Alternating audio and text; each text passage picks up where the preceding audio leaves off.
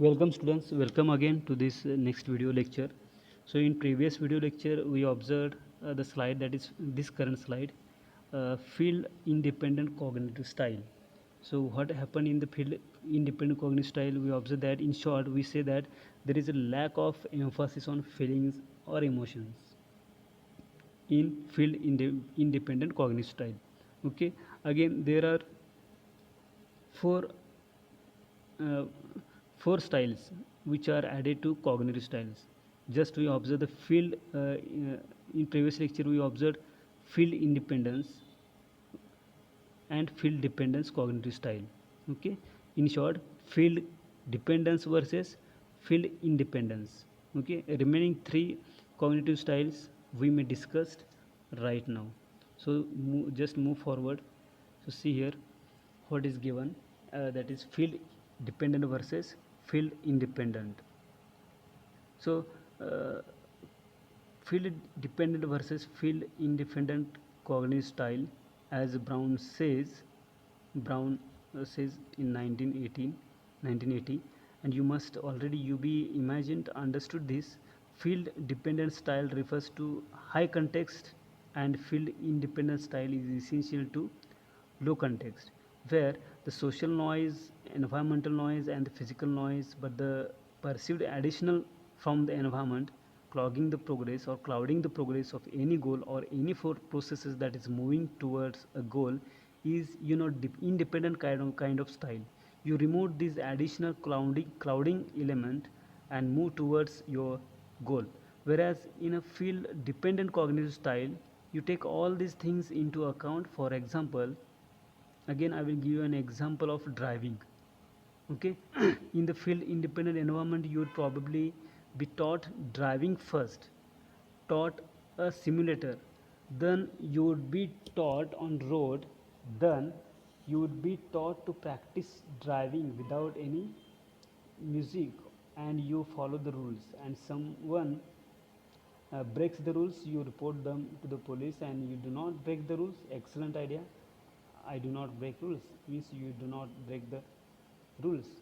Okay, this happens in the field dependent cognitive style, means you consider all the things, you take all account there, you observe the you follow the traffic rules. Again, first of all you are taught, hmm, on a simulator, then on the road itself. Okay, so when I drive in the field dependent style, you are told, you may be taught simulations, but ultimately you are informed that when you are in real life and when you are driving in real life, you will be driving, you may end up with people who are talking.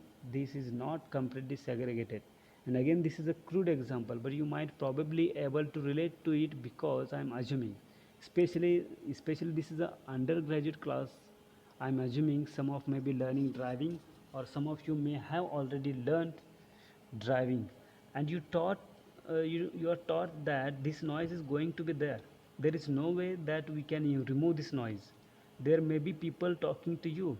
I'm not saying it is right. There may be sounds in the environment.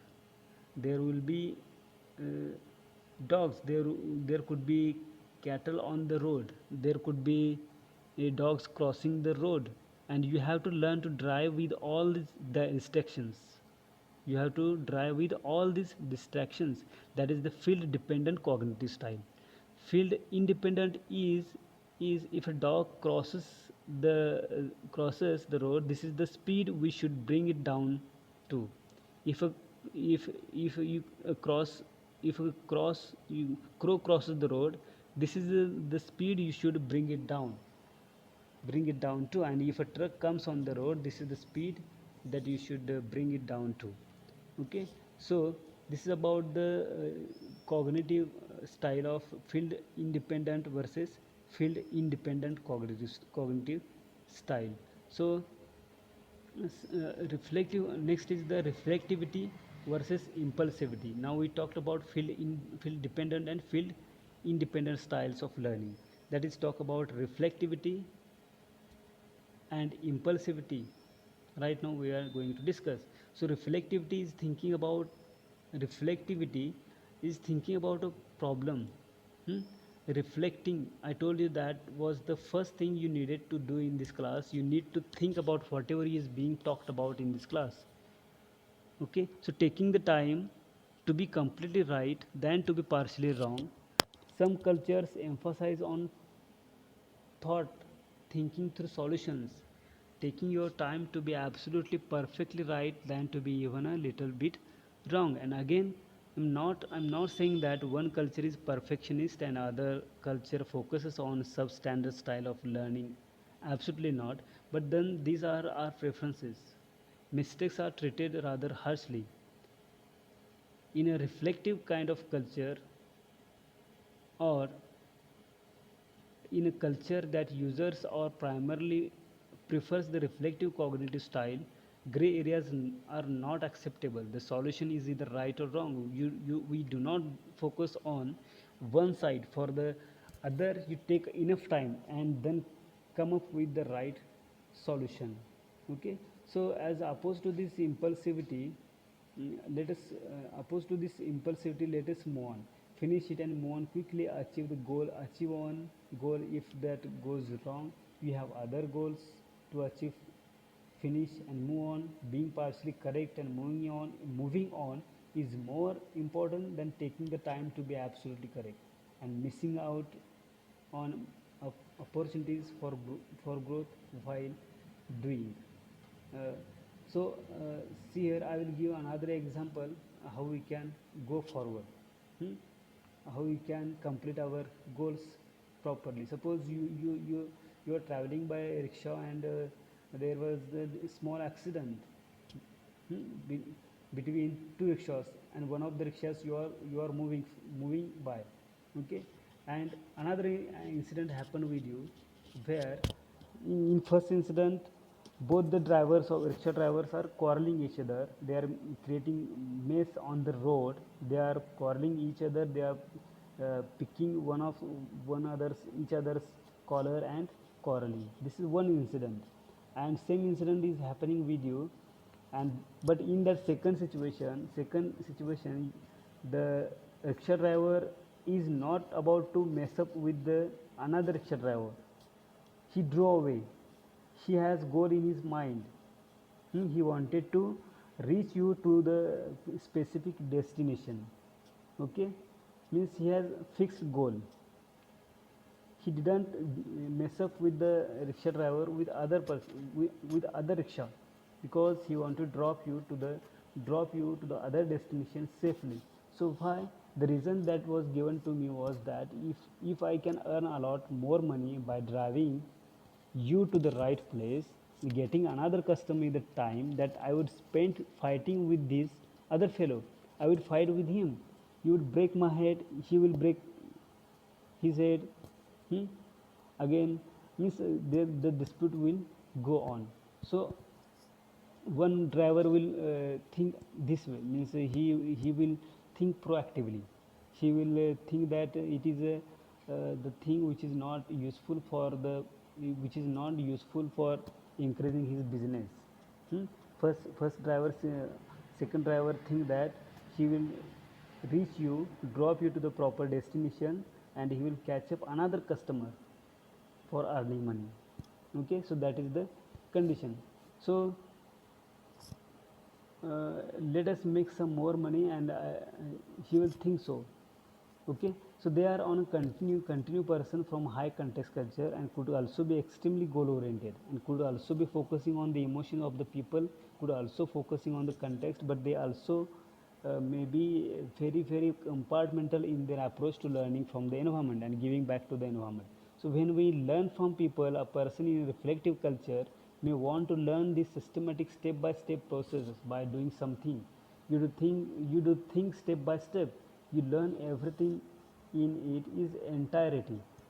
You learn things only one time. Learn at all in impulsive culture, they will say, let me first learn the notes after process. So let me first learn the main points of this process, and even if what happens in the middle is not taken in properly, either by way of my discomfort or I am not paying attention, I can always make up for it. But I need to get as many certifications, or I need to get as many training under my belt, and I need to get as many skills under my belt as possible, and then I can spend more polishing and refining those skills later. Whereas in a reflective culture, you learn a few skills, but you are the master or the expert those skills. So in an impulsive culture, the gray areas are acceptable.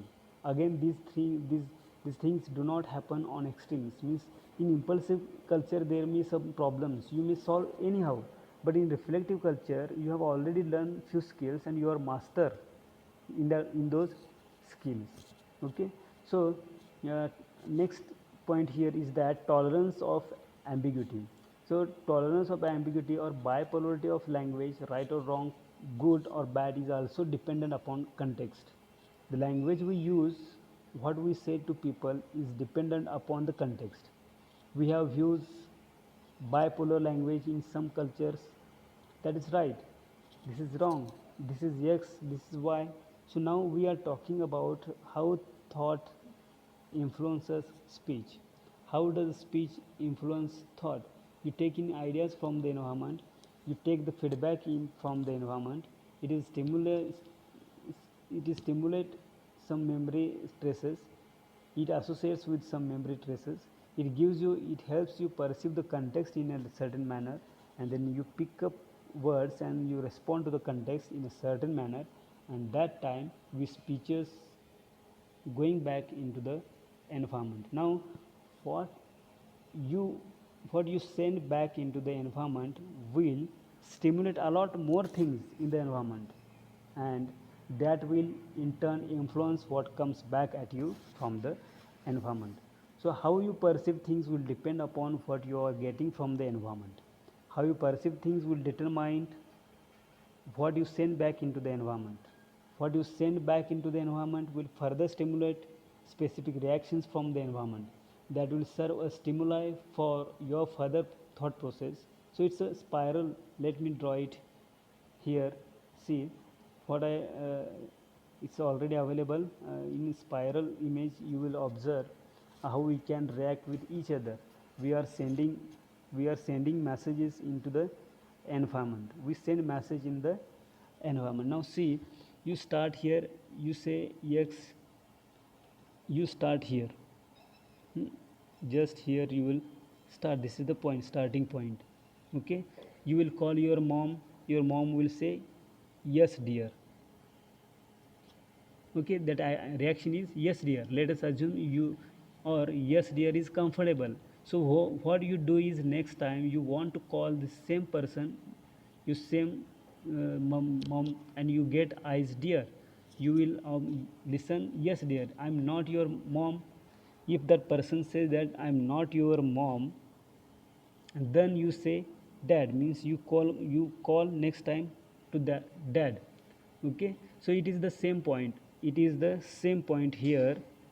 You When you get one of the two reactions, and it is the same point that you are coming back to, this is all related to this point that you started from. So let us call this point I'm not comfortable. This point is here, called here I'm not comfortable. So I need help from mom, yes dear, I'm not your mom. So that says yes dear. Again you go back in connection with this point, say next time you want something, you say dad I'm hungry. Okay, means again you will come here. Hmm? Here you will call your dad for next time, but again this person will say I'm not your father. So that says yes dear, you say same. So this reaction goes on. So you will start here. This is a point of uncomfortable, and this is fulfillment of need. This is the comfort zone, you may say. Okay, and you again and again will approach to the same person where your needs are fulfilled. So that is the spiral process, or that is the thought process you may observe. Means you will respond again and again with the person who are giving you proper responses. Okay, and the rest with this non fulfillment need will you will try to fulfill in another way. So you say hello to a person doesn't respond. What do you say? Do say hi person, hi person doesn't respond, person doesn't respond, I did the person, you will feel that that person is deaf. Okay, because you are supposed to respond to hello to anyone, even on of the street, but then we start picking different words and different signals anyway. So that is how thought influences speech. What do I do? What do I need? I'm hungry, I need food. And how do I get my food? I need to call to somebody for help. I cannot do it on my own. Thought is influencing speech, and when that speech get responded to, next signal comes out. So it is a sort of go back and forth like this. And again, these styles vary, these styles of communication, the styles of interaction with our environment vary. Now when I'm talking about bipolarity of language, we are talking about the right or wrong, right and wrong, and we have only two answers, yes or no. I'm not your mom, I cannot feed you. I will not feed. You say, Mom, I'm not your mom. You will say, Mom. Another person says, what you need? I know you need something. Mom is not here. Maybe I can help. So the answer is not yes or no. The answer is, why are you asking this question? When we use bipolar language, we use and biggest words. We use words that can have more than one meaning. I am happy, we are happy, or you are sad, or you moderately happy, are you mildly happy, are you ecstatic. Again you are trying categorize.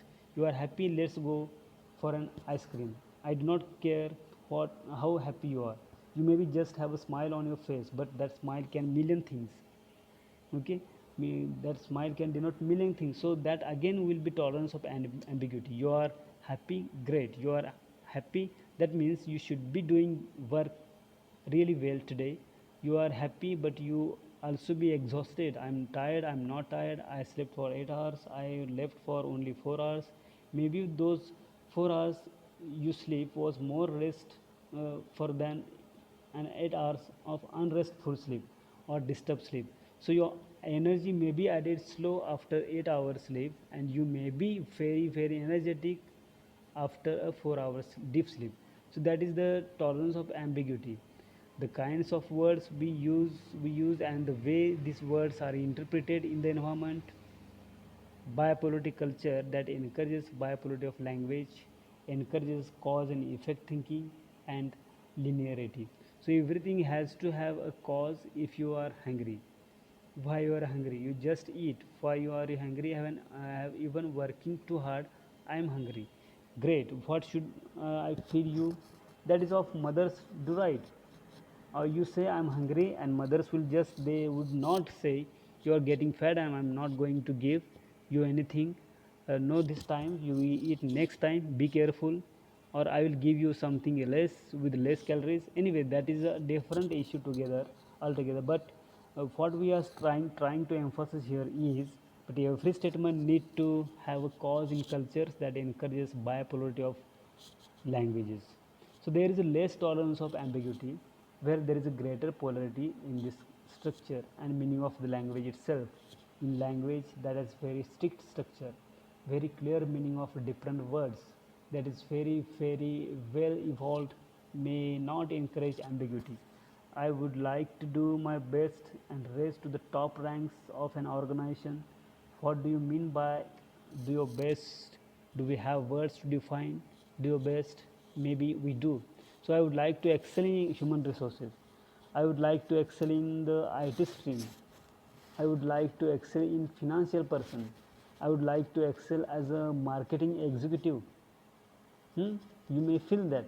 So, and ultimately I would like to join the organization as a chief executive officer, because I have an excel then all these different areas. Okay, great. So what you want to excel in finance, what you want to excel in marketing. When you're talking about human resources, are you talking about employee benefits, are you talking about insurance, are you talking about the HR audit of the organization? What is it? What is it that you want to excel in? When you're talking about finance, what is it that you want to excel in? Is it forecasting? Is it taxes? Is it legal issues? Is it ethical issues? What is it? be specific, we keep telling you to be specific. Now again, this culture, the situations will determine what you need to be specific about and what you do not need to be specific about. So and in cultures that encourage bipolarity of language, you will find that there is a very high emphasis on being clear in your thought and your speech. Please keep asking what, why, when, where, who, how, and get to the point. Please get to the point. Please keep chipping away at the ambiguity, at the multiple interpretations, and get to the point. Okay, so that is bipolarity of language. We gets to the point, we chip away all the extra stuff. We have lesser ambiguity or no ambiguity as far as possible in what we are saying. Cultures, other cultures tolerate ambiguity in learning, especially in learning. I taught you for formula A. You must remember formula A only. Cultures that tolerate ambiguity will say, I have taught you one of the few formula. Find out what the others are. I know what the other are. You ask me, I will give you 50 of them, but I do not have the resources, or I do not believe in giving you patches. I do not believe in giving you a solution for every problem you may come across. So I will give you this broad solution. I expect you to adopt the solution as and when the situation arises. Life is full of gray areas. Gray areas means some problems may arise in your field. So take one part of one formula, another part of another formula, and see if it works.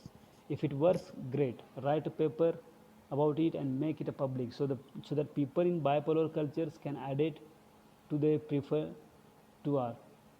So all right, word of caution.